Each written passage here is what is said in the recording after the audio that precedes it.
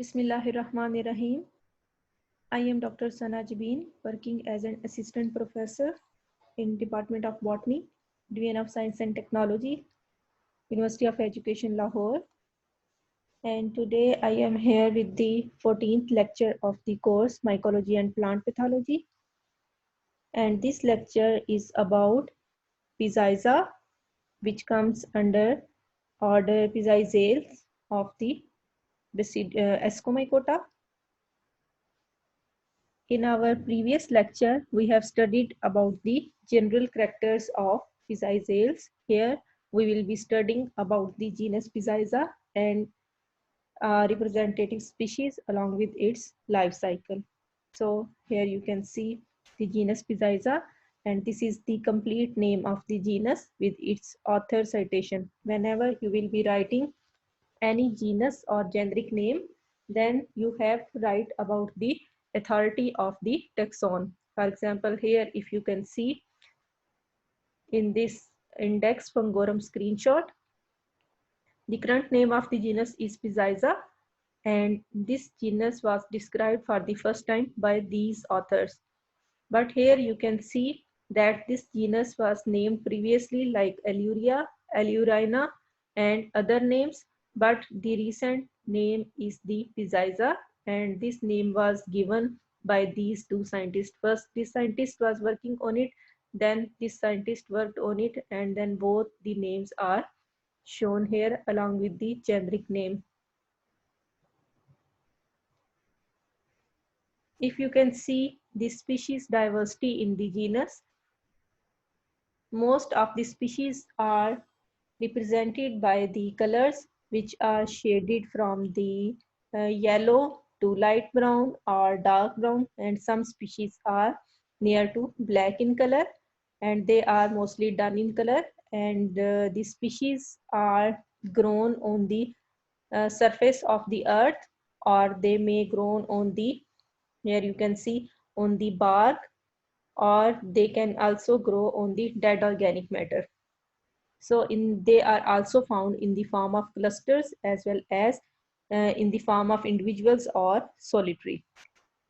So these species are forming the cup-like structures which are called the apothecia, and the color ranges from the light yellow to dark yellow or brown to dark brown or black. If you can see here in another screenshot from the Index Fungorum, which is the authentic database for the species in fungi, and this genus is represented by a type species.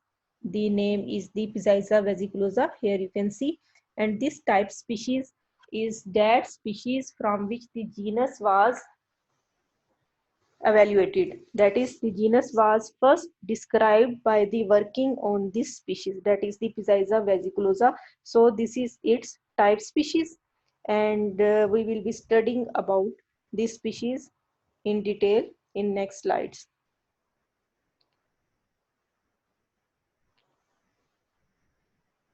So first we will be studying about the general characters of genus Pizziza. It is the cup fungi, that is, its fruiting bodies are like the cups or the apothecia, and the hymenium is exposed with outside the environment, and the spore discharge is forcibly from the SI by opening which is known as the operculum. There are more than 100 species in this genus, and if we can see the data from Pakistan, it is represented by 11 species so far. They are mostly saprotrophic. Saprotrophic means they can get their nutrition from the dead organic matter from any source, that is from animals or maybe from the plants.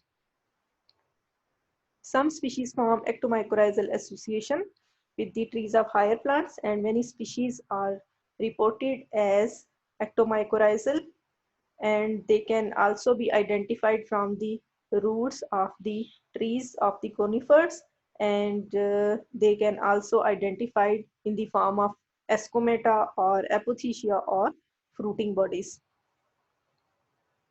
Their edibility is unknown, that is, you cannot eat until you can confirm the species edibility. So without any detailed study or without any molecular analysis, you cannot identify a species that this species is edible or not.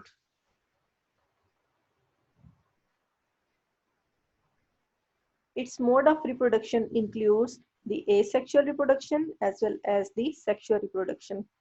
Asexual reproduction is carried out through conidia. Conidia are asexually reproducing structures which are grown externally, and they may form the chlamydospores. These are the thick-walled spores that can resist the unfavorable conditions. Their asexual stages are known as the anamorphs. So the anamorphic stage is known as oedocephalum. So oedocephalum is also the genus Pizyza, but previously the species that lack the sexual reproduction data, they are included as the anamorphs, and if they are discovered in the form of sexual reproducing structures, then their proper genus name was represented. But now recently the ITS based data shows that the anamorphic stages do not have now any rank, but they are now properly classified under the separate group of fungi. Their sexual reproduction is by somatogamy. We have already studied the somatogamy in detail in the previous lectures, which are introductory lectures, that is the reproduction in fungi. And in somatogamy, the somatic structures, that is the vegetative hyphae, are involved in the sexual reproduction that form the sexual reproduction spores, or the structures which are known as the apothecia, which are the cup-shaped structures.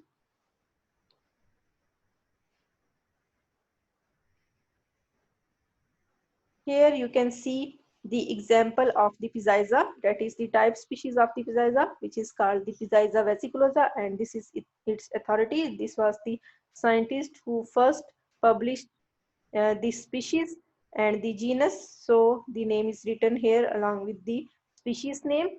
Whenever you will be writing for the first time any species name, then you will write the author citation for its complete nomenclature. And in this picture, you can see the different individuals of the same species. That is, these all species are the same and they are named as Pizyza vesiculosa. They are also called the blistered cup. Here you can see there are small, minute, coarse structures present on these species. So they are also commonly known as the blistered cups. Here you can see in this picture the hymenium in magnified form. This is the internal part of the cup where hymenium is present, and this hymenium is represented by SI, in which the ascospores are present. And here you can see some sterile structures which are without ascospores. These are the paraphyses. And this is the subhymenium, and the part below the subhymenium is known as medulla, and this part is known as actal accipulum. Accipulum means outer covering. So this is the cross section of a cup from Pizyza vesiculosa.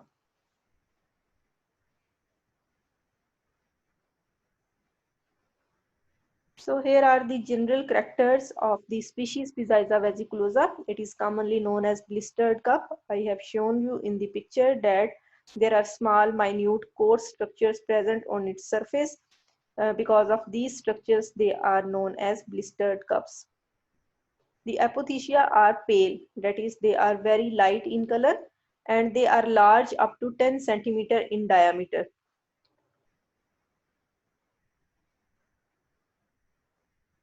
Common species are in Europe with scattered records in other parts of the world. So they are very common in Europe, but they are also found from the other parts of the world.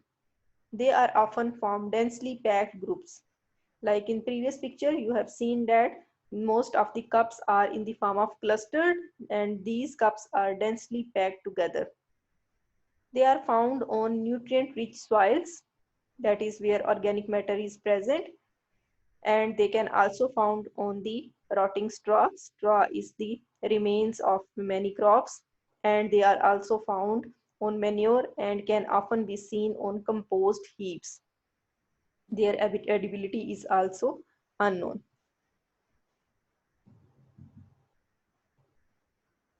Here in this picture, you can see the complete life cycle of the genus Pizziza and specifically the species Pizziza vesiculosa. And if you can see here, these are the somatic hyphae, and these somatic hyphae are originated from two different types of spores. Here you can see if it is originated from plasmating type spore, then it will form, for example, here it is represented by the red nuclei, and if it is formed from the minus mating type of the spores, then here it is represented by the blue nuclei. If these two vegetative hyphae are compatible, then they will combine. That is, their common wall dissolves and they form another type of mycelium, which is known as the secondary mycelium. The mycelium which is directly grown from the spores is known as primary mycelium, and in primary mycelium, only one nucleus is present. And when two compatible primary mycelia are combined, that is plasmogamy occurs, then as a result, a new mycelium is formed, which is known as secondary mycelium. And in secondary mycelium, two nuclei are present, which are from each mating type. Here you can see red and blue nuclei are represented, and these dikaryotic hyphae are known as the secondary mycelium. If the conditions are favorable to form the fruiting bodies, then these secondary mycelia are actively grow and they form the fruiting body after their compact arrangement. So all these hyphae in the fruiting body, which is now known as the ascocarp because it is the cup-shaped structure and its hymenium is exposed to the external environment. So all the hyphae in this cup-shaped structure are dikaryotic, that is each hyphae contains two cells between two septa, two nuclei between the two septa. And here you can see in this picture, this is the ascus mother cell that will form the Si in later stages, and they produce the ascospores. And in each cell, since two nuclei are present in the ascus mother cell, these two nuclei combine to form diploid nucleus. Here two nuclei which are from two opposite mating types, they combine to form a diploid nucleus which is known as the zygote, and this is formed as a result of karyogamy, that is the fusion of the nuclei. So here the diploid state is formed, and this is very short time stage. And after the formation of zygote, this nucleus is divided by meiosis. So as a result of meiosis, four haploid nuclei are formed. After the formation of four haploid nuclei, another division takes place, which is the mitosis. So each nucleus, each of these four nucleus is again divided by mitosis, forming 8 haploid ascospores. These are all haploid because here the meiosis takes place, and here the mitosis in which the chromosome number remains constant, and these 8 ascospores are also haploid. And how these spores are formed? When 8 nuclei are formed here, these nuclei clustered some of the cytoplasmic contents and secrete valve around themselves and metamorphosize into spores. So these spores are produced inside the apothecium, that is the internal space of the apothecia, and this whole procedure is performed inside this structure. And when these ascospores are formed, they are liberated by the pressure which was exerted from here. This is the forcible discharge of the spores by the opening of the operculum, and these spores are dispersed in the air, and when they are fallen on any suitable environment, they will germinate. And since these spores are produced by meiosis, so they are of different mating types. So when these spores germinate, they form two different types of mycelia, maybe plus type or maybe the minus type. If these two types were genetically compatible, then they will perform again the plasmogamy and then form dikaryotic mycelium. And when the conditions are favorable, that is the temperature conditions, which are up to 30 degrees Celsius, and the moisture is enough, then they will form the fruiting bodies. And then the whole life cycle, that is the whole sexual reproduction, takes place. Sometimes these mycelia, which are grown from the two different spores, they do not combine to form the dikaryotic mycelium, but they can go to the asexual reproductive cycle. As a result, they form the conidiophores, and on these branches, these are the specialized branches which arises from these vegetating parts, and they form chains of the structures which are known as the conidia, and these conidia are produced by mitosis. And as a result, these conidia germinate when they are fallen on any suitable environment and then form again the vegetative mycelium. So this is the asexual reproductive cycle, and this is the sexual reproductive cycle of the Physiza vesiculosa. And here two somatic hyphae are combined together to form the secondary mycelium. So this is the somatogamy. And one important feature is to note that there is no any antheridia and there is no any escogonia in this species. So there is no any sexual apparatus formed during the sexual reproduction in Physiza vesiculosa. And this picture was taken from the internet, from the Google Images. But in this picture, you can see here, if you can see in the zoom form, here is the shown the antheridia and escogonia. But in some literature, it has shown that there is no any formation of antheridia and escogonia. So I have edited the previous picture to represent that there is no any sexual apparatus present in the Physiza vesiculosa. So what you have to remember is about the Physiza vesiculosa is that there is no sexual apparatus, that is antheridia and escogonia are completely absent in these species during the sexual reproduction, and there is no crosier formation. Crosier is the hook-like structure that help these mycelia to form the dikaryotic cells. So these crosier are absent in the Physiza vesiculosa. So this is all about the life cycle of the Physiza vesiculosa, and here you can see a research article from Pakistan, and this article was published by me and my other lab fellows. And in this research article, we are reporting a new record of Physiza species, that is the Physiza succucella from Pakistan, hence making the total number of species from Pakistan making to 11. So previously 10 species has been reported, but with the addition of this research, the total number of species of the Physiza from Pakistan is up to 11. In this picture, you can see the picture, that is the apothecia of the Physiza succucella, and here you can see this is the hymenium, and from hymenium, when we made a slide, then we have seen that these types of spores are present inside these SI, and here you can see the septate paraphysis, and this is the subhymenium and accipular part of this species. And in this picture, you can see the ectomycorrhizal association formed by these fungi. And here you can see these are the fine roots of the tree. And here, by the formation of ectomycorrhizal association, the morphology of the root changes and it becomes the dichotomous. We will be studying the ectomycorrhizal in detail in the next lectures.